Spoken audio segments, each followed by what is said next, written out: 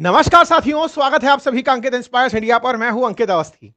आज बात है फाइटर जेट्स की, और फाइटर जेट्स में इन दिनों आप सबने राफेल का जिक्र बहुत सुना होगा, जब अमेरिकियों ने यह कहा पाकिस्तान के कहने पर कि पाकिस्तान ने ऑपरेशन सिंदूर के दौरान उपयोग में लिए गए राफेल को मार गिराया था। डोनाल्ड ट्रंप को बकायदा इसके पैसे पहुंचाए गए थे।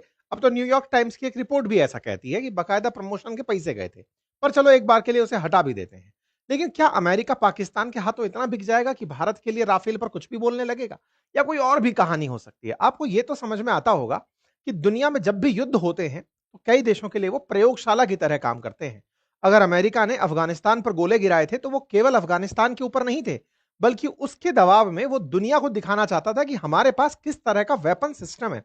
एक बार अमेरिका अपने वेपन सिस्टम को दुनिया के सामने सिद्ध कर दे, दुनिया देख करके राजी हो जाए कि साहब इनके पास बढ़िया वेपन्स हैं, तो चलो अब उसे खरीद लेंगे। ये बात आपने तब भी ऑब्जर्व की होगी जब भारत ने पाकिस्तान के ऊपर ब्रह्मोस मिसाइल चला दी थी। कहा साहब गलती से चल गई, लेकिन भारत को खरीदार बहुत सारे मिल गए कि हमें भी ब्रह्मोस चाहिए। दुनिया में जितने भी युद्ध होते हैं उनके पीछे एक और कहानी होती है, और वो ये होती है कि इस बहाने हम अपने लिए खरीदार बना रहे होते हैं। रशिया यूक्रेन युद्ध चाहे तक कब तक खत्म हो गया होता, लेकिन फिलहाल के लिए वो रूस की प्रयोगशाला बना हुआ है। दुनिया को रूस हमेशा के लिए एक ऐसा बैटलफील्ड लेकर तैयार खड़ा है कि लो भाई, हमने गिरा दिया बम, अब चलाकर देख लो। हमने चला दिया है, जिसको चाहिए वो तो बताओ कितना ऑर्डर चाहिए। दुनिया में कहीं ना कहीं अगर वॉर लगातार चल रहे हैं तो उसके पीछे की बहुत बड़े कारण है, और उसमें हथियार इंडस्ट्री बड़ा रीजन है। ये बात आप लोगों ने अब तक जियोपॉलिटिक्स देखते देखते समझ ली होगी। हाल ही में आप लोगों ने एक खेल और देखा होगा। अमेरिका अपना 5th जनरेशन का एक फाइटर जेट है जिसका नाम है F-35, उसको बेचने को लेकर बड़ा उतावला हो रखा है। F-35 के लिए उसने भारत भी F-35 भेजा था। हमारे दिन अच्छे थे कि वो यहीं पर अटक के रह गया। बेचारे प्रचार करने आए थे लेकिन वो उड़ ही नहीं पाया। केरला टूरिज्म ने बकायदा उसके नाम पर विज्ञापन तक डाल दिया कि F-35 को भी केरला पसंद है, आइए आप लोग भी कुछ दिन केरला में गुजार लीजिए। कुल मिलाकर के इनका F-35 एक बोगस प्रोजेक्ट साबित हुआ, जिसका एलॉन मस्क पहले भी मजाक बना चुके हैं, लेकिन अमेरिकी कंपनियां उसे बेचकर पैसे कमाना चाहती हैं, क्योंकि यूज तो शायद ही किसी छोटे देश को आएगा, लेकिन हां, डराकर उसे बेचा तो जा ही सकता है। F-35 का दबाव भारत पर भी बहुत था कि भारत अपने यहां पर, आपने अभी थोड़े दिन पहले देखा होगा, भारत ने अपने जो F-16 को मार गिराने वाला मिग था जिसे अभिनंदन ने उड़ाया था, उनको अभी टच डाउन किया है। उनको हमने साइड में किया है कि भैया अब तुम रिटायर हो जाओ, बहुत दिन से उड़ रहे हो, दुश्मनों को बहुत थकाया है। भारत को इन दिनों बहुत सारे फाइटर जेट्स खरीदने हैं। भारत को फाइटर जेट खरीदने हैं तो दुनिया का हर देश शक्ति प्रदर्शन में लगा हुआ है। इन सब में विजेता बनकर ट्रंप बैठे हुए हैं, अमेरिका बनकर बैठा हुआ है। हम पर दबाव डाला जा रहा है कि कैसे भारत को F-35 के लिए मना लिया जाए। अब भारत F-35 के लिए माने, ये बात इस पर भी निर्भर करती है कि हमने क्या F-35 को योग्य माना है, या फिर केवल ब्रांडिंग में दिखा दिया कि ये 5th जनरेशन है, उसके अलावा उसमें योग्यता कुछ भी नहीं है, चाहे तहां गिर पड़ रहा है। आज का सेशन बड़ा रोचक है। रोचक इसलिए है क्योंकि आज चर्चा कर रहे हैं हम राफेल की, जिसे कहा जाता है 4.5 जनरेशन का, यानी 5th जनरेशन से 0.5 नीचे रह गया। यानी कि ये वो फाइटर जेट है जिसने अभी भारत में रहते हुए पाकिस्तान को ऑपरेशन सिंदूर में बढ़िया कारनामे करके दिखाए। जानने योग्य बात यह है साथियों कि हमने बॉर्डर तक क्रॉस नहीं किया, हम बॉर्डर के इस पार खड़े रह करके पाकिस्तान के अंदर सैकड़ों किलोमीटर दूर के निशानों को हमने नेस्तनाबूद कर दिया। अर्थात इस फाइटर जेट ने निशाने इतने प्रिसीजन और एक्यूरेसी से लगाए कि अब हर दुनिया का देश इसे अपने लिए उन्नत फाइटर जेट मान रहा है। भारत ने राफेल का नाम ऐसे ही नहीं लिया। भारत के राफेल से अमेरिका ऐसे ही नहीं चिढ़ा। और पाकिस्तान को तो दुख ही इस बात का था कि अगर एक बार भी पाकिस्तान की सीमा में हमारे फाइटर जेट गए होते तो वो ये कहकर चिल्लाता कि हमारी संप्रभुता का उल्लंघन हुआ, हमारे रडार ने मार गिराया। भारत के फाइटर जेट उन्हें पता ही नहीं चले। हमारे फाइटर जेट अपनी ही सीमा में थे। यही कारण है कि पाकिस्तान चिल्लाता खूब रहा कि हमने भारत के इतने फाइटर जेट गिरा दिए, लेकिन प्रमाण एक का भी नहीं दे पाया, क्योंकि भारत का फाइटर जेट उनकी सीमा में नहीं गया। गया था अभिनंदन का मिग, जिसके प्रमाण भी मिले थे और भारत ने स्वीकारा भी था। इस बार हमारा कोई विमान उधर नहीं गया था, लेकिन भारत के पास प्रचार के पैसे कम थे। ट्रंप को F-35 बेचना था। पाकिस्तान के नाम पर उसे एक ऐसा व्यक्ति मिल गया जिससे वो ये कहलवा सकता था कि राफेल में दम नहीं है, मिग F-35 में दम है, F-35 खरीद लो। साथियों, राफेल है फ्रांस का, और भारत और फ्रांस की मित्रता बहुत आगे है। आप ऐसे समझिए कि जिस तरह से अमेरिका और पाकिस्तान इन दिनों एक हो रखे थे कि हम F-35 बेचकर रहेंगे, जितना राफेल के नाम पर भारत को ट्रोल किया जा रहा था, उससे कहीं ज्यादा चिढ़ रहा था फ्रांस। भारत के तो राफेल फिलहाल 36 हैं और 26 जोड़ लेगा, 50-60 के आसपास राफेल हैं।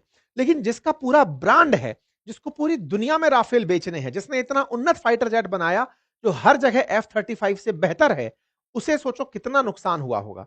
तो फ्रांस लगातार इस बात से चिढ़ा हुआ था। जब भी ट्रंप फाइटर जेट गिरने की बात करते, आपने देखा होगा ना, 5 गिरे थे साहब, शुरुआत में 5 गिरे, फिर 6 गिरे साहब, फिर 7 गिरे साहब, 8 गिरे साहब। हर बार वो एक नया नंबर बता देता है, इतने फाइटर जेट गिरे। इससे भारत से ज्यादा कहीं नुकसान हो रहा था तो फ्रांस को था।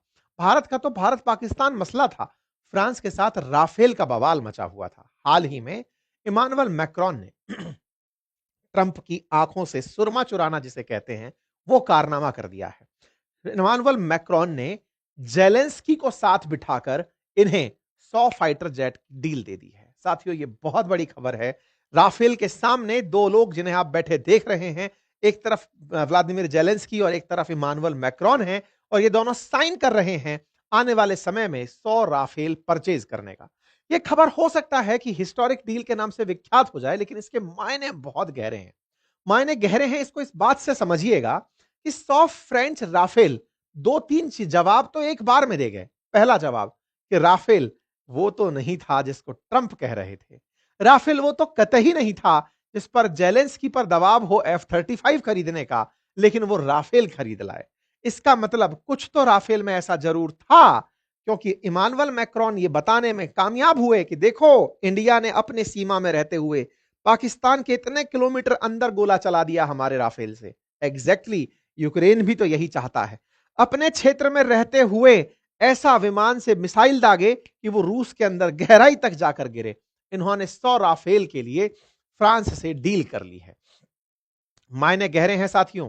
डोनाल्ड ट्रंप के तमाम प्रयास फेल हो गए हैं, इमानुएल मैक्रोन कामयाब हो गए हैं। और मैं आपको बता दूं, लास्ट जब से भारत पाकिस्तान का मसला चल रहा है, मैक्रोन तब से ट्रंप के साथ उखड़े हुए हैं, और वो मैक्रोन को जहां तहां छेड़ने निकल पड़ते हैं। आपको ऑपरेशन सिंदूर तो याद होगा, जब पाकिस्तानियों ने भर भर के फेक न्यूज चलाई थी कि इतने राफेल गिरा दिए, ये खुद निकल कर आए भारत के इतने फाइटर जेट गिरा दिए। पहले खबर आती है 2 इंडियन जेट, फिर 5 इंडियन जेट, फिर 6 इंडियन जेट, फिर 7 इंडियन जेट। हर तारीख पर जेट बदलते चले गए, 5, 6, 7, लगातार ये नंबर बदलते चले गए, मंथ बदलते गए। हर महीने पता नहीं इनको कोई नया नंबर आ जाता था। जुलाई में 5 फाइटर जेट, उसके बाद अगस्त में 6 फाइटर जेट, अक्टूबर में 7 फाइटर जेट।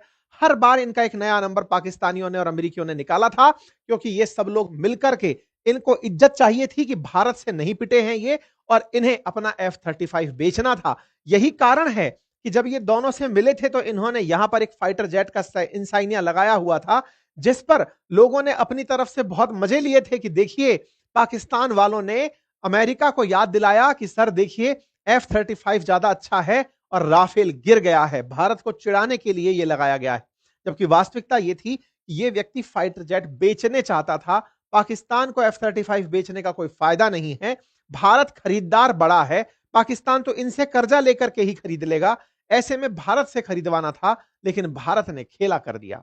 आपको याद होना चाहिए, यहां पर एक अभी थोड़े दिन पहले, 5 दिन पहले ही एक खबर छपी है न्यूयॉर्क टाइम्स में कि Pakistan spending Blitz help win over Trump and flip US policy. वो काफी करोड़ों रुपए खर्च कर रहा है अमेरिका पर दबाव बनवाने के लिए, पैसा खर्च कर रहा है ट्रंप को अपने पक्ष में बयान दिलाने के लिए। ये दोनों लोग मिलकर के जो ट्रंप के साथ माहौल बना रहे थे, ट्रंप जो अपने कॉर्नर पर लगा करके ये बैज घूम रहे थे कि देखो मैंने फाइटर जेट लगा रखा है, पाकिस्तानी इसे देखकर बहुत खुश हो रहे थे कि देखो ये वही वाले फाइटर जेट हैं जो भारत के गिराए गए थे। अरे भाई, ये व्यक्ति खुद F-35 बेचना चाहता था और ये राफेल को नीचा दिखा करके F-35 को ऊंचा दिखाना चाहता था। इसके ये तमाम प्रयास आज धता बता दिए गए यूक्रेन के द्वारा, जब 100 राफेल की डील यूक्रेन के द्वारा कर दी गई। आपको याद होगा, ट्रंप लगातार F-35 को भारत में बेचने के प्रयास कर रहे थे। ऐसे में भारत डेमो देने एक F-35 आया था, लेकिन अटक कर रह गया था। F-35B था, जिसका केरला टूरिज्म ने बहुत मजाक बनाया था।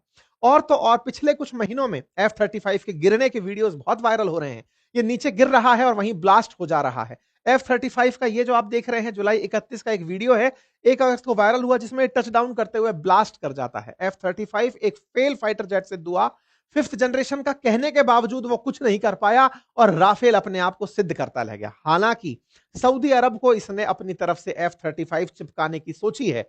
सऊदी अरब को ये F-35 बेच रहा है, ये ताजा खबर का अपडेट है, लेकिन कहीं ना कहीं इमानुएल मैक्रोन उसे भी इनकार करा देंगे। पूछिए क्यों? क्योंकि जवाब है क्योंकि ये उसके पड़ोसी यूएई को पहले ही राफेल बेच चुके हैं और आने वाले समय में सऊदी को भी याद दिलाएंगे कि ये काम का नहीं है, ये टच होते ही फट जाता है। मैं आपको याद दिला दूं साथियों, मैक्रोन बहुत ज्यादा चिढ़े थे ट्रंप के इस मजाकिया रवैये से।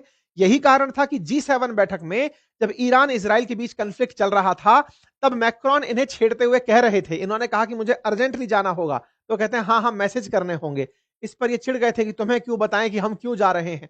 एक बड़ा मतलब ऐसा वाकया हुआ था जो कि इंटरनेशनल मीडिया में आया था, आपस में ये लोग झगड़ लिए थे। कुल मिलाकर के मैक्रोन ट्रंप से इतना चिढ़े कि अंतरराष्ट्रीय रूप से उनका साथ छोड़ने का निर्णय लिया, लेकिन चूंकि नाटो मेंबर हैं तो बेचारों को और कोई ऑप्शन है नहीं, इसीलिए इन्होंने जहां तहां चाहा मंच पर इन्हें नीचा दिखाया। याद होगा कुछ दिनों पहले यूएन के अंदर अध्यक्षता करते हुए सऊदी और फ्रांस ने मिलकर फिलिस्तीन को मान्यता दे दी थी और यह कहा था कि ट्रंप चूंकि शांति नहीं करा पा रहे हैं, इसलिए हम फिलिस्तीन को मान्यता दे रहे हैं, जिसके दबाव में आकर अमेरिका को शांति समझौता कराने आना पड़ा, गाजा पर इजराइल के हमले रुकवाने पड़े।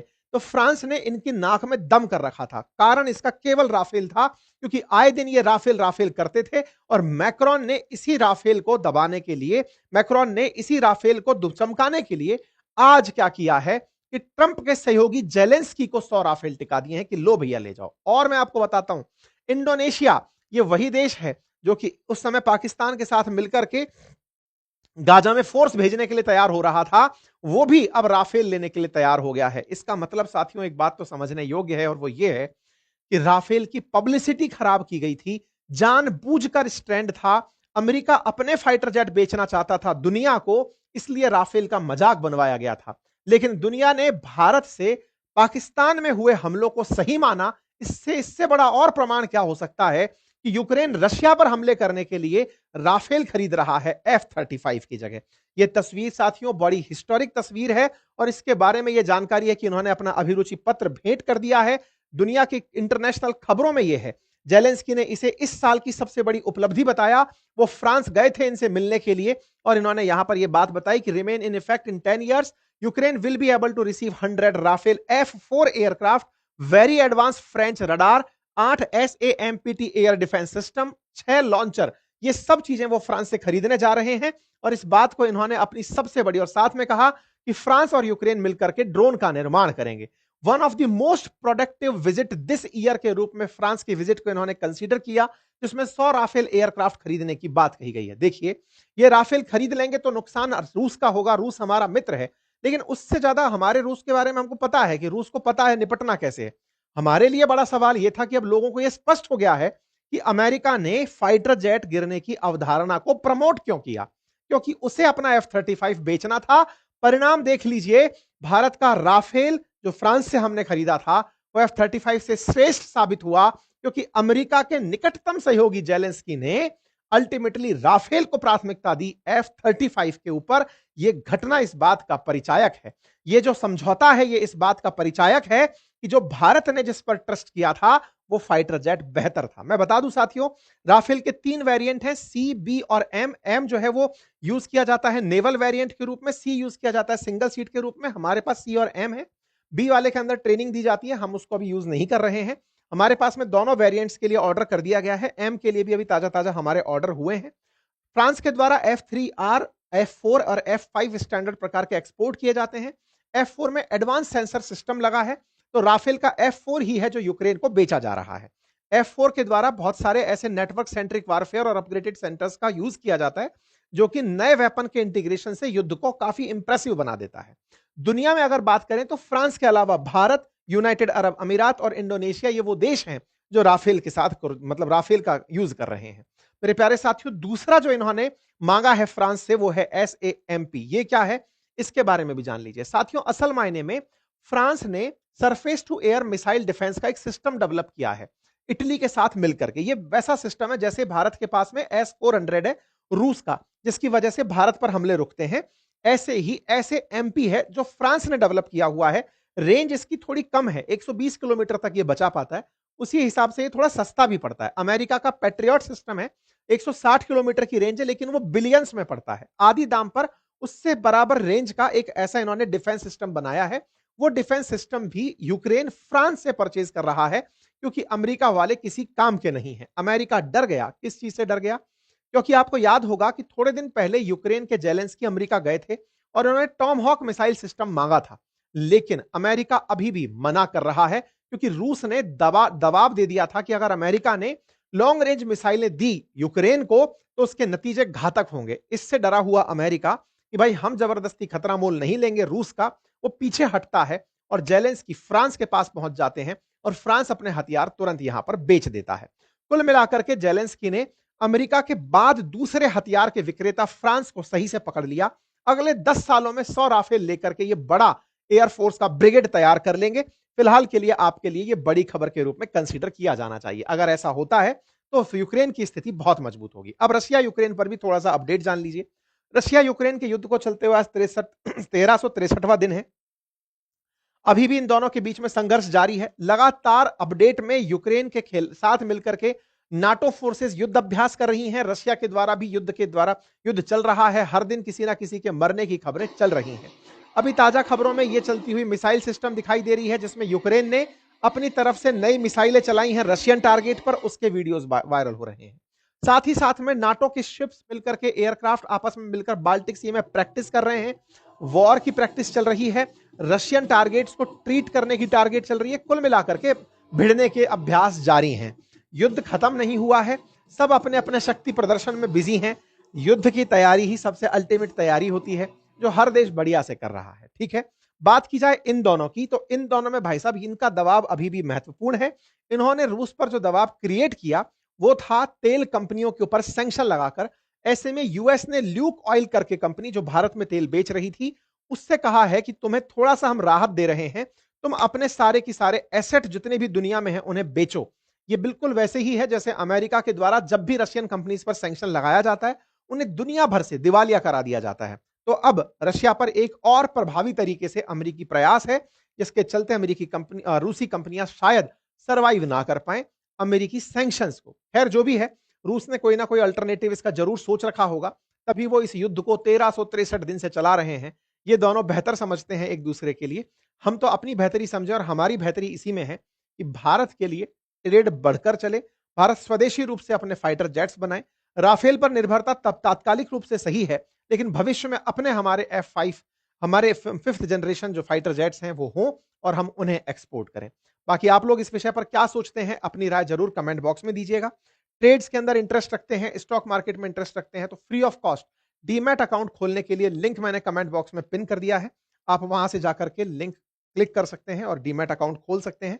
कोई भी असुविधा आए तो हमारी टीम के साथ में आप चर्चा कर सकते हैं। साथ ही साथ में स्टॉक मार्केट और म्यूचुअल फंड से रिलेटेड अगर कोर्स करना चाहते हैं तो बातें बाजार की एप्लीकेशन पर मेरे कोर्सेज उपलब्ध हैं, आप उन्हें ज्वाइन कर सकते हैं। पूरी 1 साल की वैधता के साथ हमने बहुत ही डिटेलिंग के साथ चीजें समझाई हुई हैं। बहुत बहुत धन्यवाद।